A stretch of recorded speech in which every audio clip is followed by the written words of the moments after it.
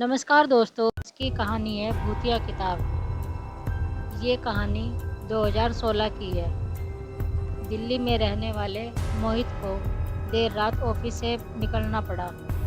बारिश हो रही थी और सड़कें सुनसान थी। गाड़ी चलाते हुए उसने रेडियो पर एक खबर सुनी। खबर थी कि पास के जंगल में एक पुराना किला है जिसे सरकार ने खोद निकाला है।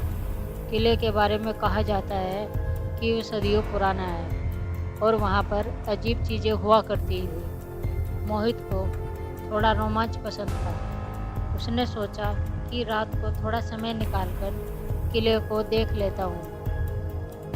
वो रास्ता पूछता हुआ किसी तरह किले तक पहुँच गया। किला वाकई में भव्य था, लेकिन टूटा फूटा। बारिश की वजह से चारों तरफ सिर्फ अंधेरा था। मोहित अपनी गाड़ी खड़ी करके किले के अंदर जाने लगा। अंदर का नज़ारा और खौफनाक था। टूटी हुई दीवारें, उखड़ी हुई ज़मीन और एक अजीब सा सन्नाटा। अचानक उसकी टॉर्च की बैटरी खत्म हो गई। चारों तरफ घना अंधेरा छा गया। मोहित घबरा गया। उसने वापस जाने की कोशिश की, लेकिन रास्ता भटक गया। तभी दूर से हल्की रोशनी दिखाई दी। वो रोशनी की तरफ जाने लगा। रोशनी एक कमरे से आ रही थी। कमरे का दरवाज़ा खुला हुआ था। मोहित झिझकता हुआ कमरे के अंदर गया। कमरे के बीचों बीच एक मेज पर एक मिट्टी का दिया जल रहा था। दिए के सामने एक पुरानी किताब खुली पड़ी थी। मोहित को लगा शायद कोई पुरातत्व विभाग का आदमी किताब पढ़ रहा होगा। वह करीब गया और किताब को देखने लगा। किताब में अजीब सी भाषा में कुछ लिखा था। तभी अचानक किताब के पन्ने तेजी से हिलने लगे और कमरे का तापमान गिरने लगा। मोहित को लगा उसकी सांसें रुक सी गई हैं। अचानक किताब से एक भयानक आवाज़ निकली, कौन है? मोहित डर के मारे ज़मीन पर गिर पड़ा। वो चीखना चाहता था, लेकिन आवाज़ ही नहीं निकल रही थी। आवाज़ फिर बोली, यह किताब तुम्हें नहीं छूनी चाहिए थी। अचानक कमरे की रोशनी चली गई। मोहित अंधेरे में तड़पता हुआ किसी तरह बाहर निकला। बारिश थम चुकी थी और आसमान में चांद निकल चुका था। मोहित अपनी गाड़ी में बैठा और तेज़ रफ्तार से वहाँ से भाग गया। गाड़ी चलाते हुए मोहित को बार बार पीछे मुड़ने का मन हो रहा था। उसे लगा था मानो कोई उसे देख रहा है। वो तेज़ रफ्तार में घर पहुँचा और दरवाज़ा बंद करके अंदर घुसा। घर के अंदर रोशनी करके उसने खुद को थोड़ा संभाला, लेकिन वो किताब और उस भयानक आवाज़ का खौफ उसके मन से नहीं जा रहा था।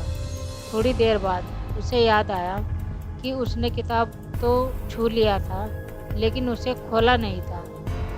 उसे थोड़ी राहत मिली, लेकिन फिर भी एक सवाल उसके जहन में दौड़ रहा था। आखिर किताब में क्या लिखा था?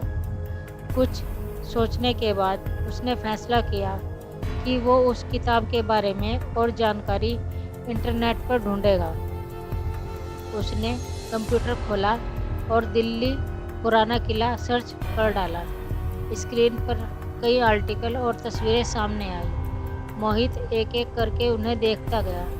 अचानक उसकी नज़र एक आर्टिकल पर रुकी जिसका शीर्षक था, दिल्ली के भूतिया किले का रहस्य। उसने जल्दी से आर्टिकल खोला। आर्टिकल में उसी किले के बारे में लिखा था जहां वो गया था। आर्टिकल के मुताबिक किले को मुगलों के ज़माने में किसी जादूगर ने बनवाया था। उस जादूगर ने किले में एक किताब छिपाकर रखी थी जिसमें उसकी सारी जादुई शक्तियाँ लिखी हुई थी। आर्टिकल में आगे लिखा था कि किंवदंती के अनुसार जो भी उस किताब को छू लेगा उस पर जादूगर की आत्मा का साया पड़ेगा। मोहित सन्न रह गया। उसे याद आया कि उसने किताब को तो छू लिया था। अचानक कमरे का तापमान फिर से गिरने लगा। कंप्यूटर की स्क्रीन बुझ गई और कमरे में अंधेरा छा गया। मोहित चीखने के लिए मुंह खोला, लेकिन कोई आवाज़ नहीं निकली। तभी उसे दूर से हल्की आवाज़ में कागज़ के फड़फड़ाने की आवाज़ सुनाई दी। मोहित की सांसें थम सी गई। हवा में फड़फड़ाने की आवाज़ कमरे के अंदर ही कहीं से आ रही थी। उसने अंधेरे में टटोलकर मेज पर रखा हुआ टेबल लैंप उठाया और उसे जलाने की कोशिश की। देर के बाद लैंप जल उठा। कमरे में रोशनी फैलते ही मोहित ने मेज की तरफ देखा। उसकी नज़रें टेबल लैंप के पास रखी किताब पर जा टिकी। वो वही की पुरानी किताब थी जिसे उसने किले में देखा था। किताब खुली हुई थी और उसके पन्ने हवा में हल्के से हिल रहे थे। मोहित को यकीन नहीं हो रहा था कि वो किताब उसके सामने कैसे आ गई। उसने धीरे से टेबल की तरफ कदम बढ़ाया। जैसे ही उसका हाथ किताब को छूने के लिए आगे बढ़ा, किताब के पन्ने तेजी से पलटने लगे। अजीब सी भाषा में लिखे हुए शब्दों के बीच में एक खास निशान बार बार उभर रहा था। वो निशान एक आंख जैसा दिख रहा था। अचानक कमरे का तापमान फिर से गिरने लगा। मोहित घबराकर पीछे हटा। उसे लगा मानो कोई अदृश्य शक्ति कमरे में मौजूद है और उसे घूर रही है। फिर से हवा में कागज के फड़फड़ाने की आवाज़ सुनाई दी, इस बार ज़्यादा तेज और ज़्यादा करीब से। मोहित ने हिम्मत जुटाकर अंधेरे में ही अपनी जेब से मोबाइल निकाला और टॉर्च जला दी। टॉर्च की रोशनी में उसने अपने सामने मेज पर रखी किताब को देखा। किताब अब बंद थी। उसने सांस ली, शायद खतरा टल गया था। लेकिन तभी उसने देखा कि किताब के ऊपर टेबल लैंप गिरा हुआ पड़ा है और लैंप के कांच के टुकड़ों के बीच में एक काली आंख जैसी आकृति बनी हुई थी। मोहित चीख उठा। वो नहीं जानता था कि ये सब कैसे हो रहा है। डर के मारे उसके पैर लड़खड़ाने लगे और किसी तरह कमरे से बाहर भागा और सीधे दरवाजे की तरफ जाकर उसे चाबी लगाकर बंद कर दिया। वह दीवार के सहारे सिर टिकाकर खड़ा हो गया। उसकी सांसें तेज चल रही थी। उसका दिमाग सवालों से भरा हुआ था। वो किताब उसके घर तक कैसे पहुंची? उस पर क्या लिखा था? और वो काली आंख। तभी उसे अचानक याद आया, उसने कंप्यूटर पर पढ़ा था किंवदंती के अनुसार उस किताब को छूने वाले पर जादूगर की आत्मा का साया पड़ेगा।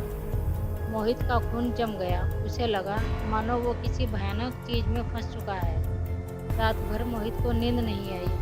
हर बार आंख लगते ही उसे किताब के पलटते पन्ने और काली आंख का भयानक ख्याल आ जाता। सुबह होते ही उसने फैसला किया कि वो किसी पंडित या तांत्रिक से मदद लेगा। उसने अपने एक दोस्त को फ़ोन किया जो इस तरह के मामलों में जानकारी रखता था। दोस्त ने उसे एक तांत्रिक का पता दिया जो शहर के बाहरी इलाके में रहता था। मोहित तुरंत वहां पहुंचा। तांत्रिक एक बूढ़े व्यक्ति थे। मोहित ने उन्हें पूरी रात का वाकया बताया। तांत्रिक ने ध्यान से सुना और फिर बोले, ये जैसी किताब तुम बता रहे हो वो एक जादू की किताब है जिसे छू लेने वाले पर उस जादूगर की आत्मा का साया पड़ता है और वो आत्मा उस व्यक्ति को अपने मकसद के लिए इस्तेमाल करना चाहती है। मोहित घबरा गया। तो अब क्या होगा? क्या मुझसे कोई खतरा है? तांत्रिक ने जवाब दिया, खतरा तो है, लेकिन अगर तुम सही तरीका अपनाओगे तो उस आत्मा से छुटकारा पा सकते हो। तुम्हें एक विशेष पूजा करनी होगी और उस किताब को वापस उसी किले में ले जाकर रखना होगा। तांत्रिक ने मोहित को पूजा विधि बतलाई और पूजा का सामान भी दिया। पूजा के बाद मोहित ने किताब लेकर वापस किले की तरफ चल पड़ा। मोहित रुक गया। उसने पीछे मुड़ने की हिम्मत नहीं जुटाई। आवाज़ फिर बोली, तुम इतनी आसानी से मुझसे छुटकारा नहीं पा सकते। मोहित कांप गया। तभी उसे तांत्रिक की बात याद आई। उसने जल्दी से पूजा का सामान निकाला और पूजा शुरू कर दी। पूजा के मंत्र पढ़ते समय कमरे में हवा तेजी से चलने लगी और तापमान फिर से गिर गया। मोहित डर के मारे मंत्र बोलते हुए लड़खड़ा रहा था, लेकिन वो रुका नहीं। कुछ देर बाद अचानक पूरे कमरे में तेज रोशनी फैल गई। मोहित ने आंखें खोली तो देखा कि कमरे में कोई नहीं था। हवा चलना बंद हो चुकी थी और अब तापमान भी सामान्य हो गया था। उसने राहत की सांस ली। वो किताब के पास गया और देखा कि वो किताब का वो भयानक रूप गायब हो चुका था और अब वो एक साधारण सी पुरानी किताब लग रही थी। मोहित ने किताब को वहीं छोड़ दिया और तेजी से किले के बाहर निकल गया।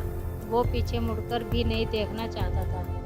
घर पहुंचकर उसने पूजा का सामान रखा और सोफे पर बैठ गया। उसका पूरा शरीर थकान से चूर था, लेकिन उसे खुशी भी हो रही थी जो उस भयानक जादू से बच निकला था। उसने फैसला किया कि अब उस किले और उस किताब के बारे में कभी नहीं सोचेगा। वो अपनी ज़िंदगी को सामान्य तरीके से जीना चाहता था, लेकिन क्या वाकई मोहित उस भयानक अनुभव को भुला पाएगा? और क्या उस किताब का राज हमेशा के लिए दफन हो जाएगा? ये सवालों के जवाब शायद कभी ना मिले, लेकिन एक बात पक्की है, कभी भी किसी अनजानी चीज़ को छूने से पहले 100 बार सोचिएगा। धन्यवाद। अगर आपको कहानी पसंद आए तो चैनल को सब्सक्राइब करें, शेयर करें और फॉलो करें।